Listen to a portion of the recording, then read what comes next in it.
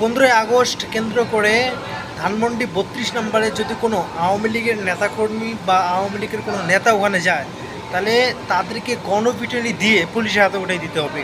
ঠিক আছে, কারণ এরা যা কিছু করেছে তাতে আগে যে আমরা শেখ মুজিবকে যে সম্মানটা দেখিয়েছিলাম, কিন্তু এখন সেটা পাওয়ার যোগ্য না। কারণ এই ভারতের দলটা, মানে এটা তো আওয়ামী লীগ, আওয়ামী লীগ মানে ভারতের একটা দল।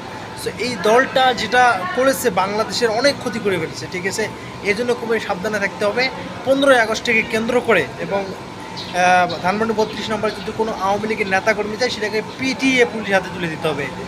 আর এদিকে তো পিনাকি দাদা এবং ইলিয়াস বিড়রা তো ঘোষণা দিয়ে দিচ্ছে যে যদি ওখানে মানে আওয়ামী লীগের নেতাকর্মী ওখানে যদি কোনো থাকে যায়, কোনো কিছু যদি হয়, তাহলে আমরা এই সরকারের বিরুদ্ধে যতটুকু আমাদের শক্তি আছে এটা প্রয়োগ করব। ধানমন্ডি 32 নম্বরে যাও, শেখ মুজিবের 15ই আগস্টের শোক দিবস পালন করার জন্য যাও, পুলিশ এখানে অলরেডি অনেকগুলো গিয়েছে।